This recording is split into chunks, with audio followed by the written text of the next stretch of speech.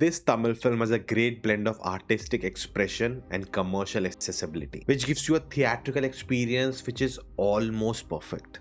Let's talk about it. Hello guys, I'm Nona Prince and today talking about the new Tamil film Bison Kaalamaadan, written and directed by Mari Selvaraj. This is my second Tamil film of the Diwali releases this year. This film is a sports drama which I thought is actually a biopic based on a real player, but I read that that's not the case, it's a fictional film. Now I considered one of the best sports drama film made in India, which is also a biopic, is Bhag Milkha Bhag. That film is just incredible and this film came very close to that film, and I say that in a good way. Now I need to give a disclaimer here that me being someone from outside Tamil Nadu, there'll be a lot of cultural nuances in the film which I'll not get, and those things would definitely make the film special for people who would get it. So you'll have to take this review with a pinch of salt. What I can talk about is the way the story is told, the way it's performed, the way the narrative flows, what worked for me and what did. Now this being a Mari Selvaraj film, it has his signature on it. He plays with the editing, it is non-linear. Again, we constantly cut to animal shots. He does a unique thing where he actually shows the present timeline in black and white and all the flashbacks in color until we catch up to the present timeline, and then it becomes colorful. It's almost as if the present is incomplete because we don't know the story behind it, and as we see the whole backstory as how we reach to the present, it becomes complete and the color comes in. With the edit, there are a lot of L and J cuts used. If you don't know, let me explain. On the editing timeline, a J cut is when the audio of the upcoming scene starts before the visual comes in, and the L cut is the opposite, when the visual of the upcoming scene comes before the audio of the upcoming scene. An aspect of non-linear storytelling is that you already know what is gonna happen because in the present you have seen what are the characters, where are they. So when you're watching the backstory, the mystery, the intrigue will go. You know that the characters will not die because they're still alive, but even with that, it will keep you hooked. That's what this film does, and that comes from the world building of this film. The story is about a main character who's an aspirational kabaddi player, but it's also about the circumstances he comes from. He comes from a village which is torn apart by a war of two sides. It's a volatile environment. You need to survive. To come back home every day alive is a challenge in itself. The death looms over everyone, and everyone living in this area is absorbed by this conflict. And we spend so much time around this area that it becomes a character in itself. And the story is about how this man who's passionate about kabaddi goes through all these obstacles, uplift him from the conflict and go the distance, and how him doing that can actually bring big change to the place. His success is not just his, but of his people, of his land. Now there are a lot of finer details to talk about, but that would be spoilers, so I'll not do that. But I would say, knowing Mari Selvaraj and the kind of films he has made in the past, the caste angle is very forefront in his films, but notably it's very subtle in this film. It is talking about the discrimination, but in a very indirect way. He's not naming it, he's not calling it out. The film just shows us how people just get divided into two factions and keep fighting against each other, trying to oppress each other. The dialogues only says us and them, and even through that the film makes the point it wants to. And I think that's what makes this film universal, because there is no tag you're putting on the film. Like, this same story could be set anywhere and it would still work, because conflicts, oppression happens everywhere. Of course, all his previous films are universal. They are the stories of oppressed versus the oppressor, but all of them are more direct. But this film never let go of being a sports drama, which always has a universal appeal. There's a very beautiful scene where our hero is having this conflict. He's basically going through existential crisis, that he is facing things in life because of his ancestors, of who they were, what they did, how one stranger helps you out, supports you, and the other one is coming to kill you. Then how would you trust anyone? And it is such an amazing scene, so well performed and so thought-provoking. It talks about how the underprivileged even have to fight for their right to live, the right to dream. In context of becoming a kabaddi player, it's not just about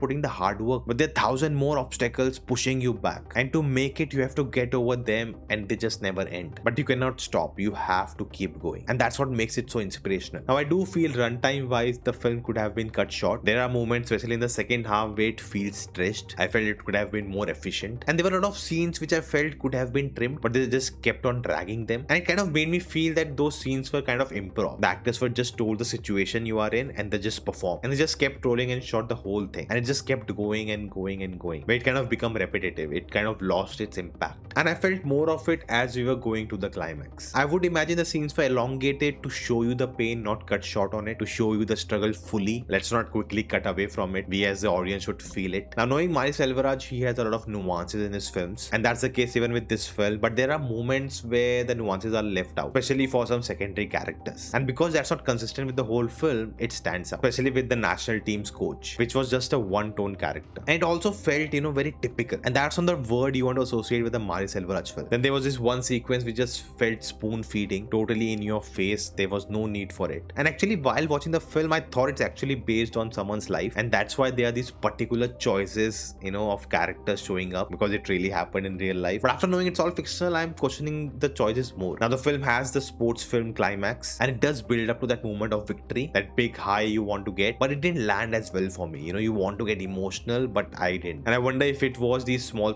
things that affected me. And I wonder maybe because we have seen such films many times before, and the way they nailed the climax, they give you that high, you are expecting the same thing here, and it doesn't deliver you that. It would be one thing if this film was totally different from those, but the way it treats its climax is very much like the other films we have seen, be it Chak De India, be it Bhag Milka Bhag, even if you take Sarpatta Parambarai. So in comparison, the climax does feel pale. And I feel a big aspect is, reaction shots. How when the hero finally receives a victory and all the people who have been supporting it through his journey, the emotions they show, I felt even that could have been much better. There are definitely moments which are really good, but it is uneven. Now we have to talk about Dhruv Vikram. What a stellar performance. I've not seen much of his work. I think I've only seen Mahan. I don't remember much of that film, but this was incredible. And more importantly, this character was very much internalized. Yes, it's a very much physical performance, him playing kabaddi, which he really well trained, and he looked like a kabaddi player. We don't get any montages of him training, but it is present throughout the film where he's doing different things which makes you pump up and want to go out and work out. But a lot of things he do in the film is so internal. Just looking at him, the way he's thinking, he's not saying much, and what's going on. He's in a turmoil. So much of the film depended on his shoulder, and he just delivered.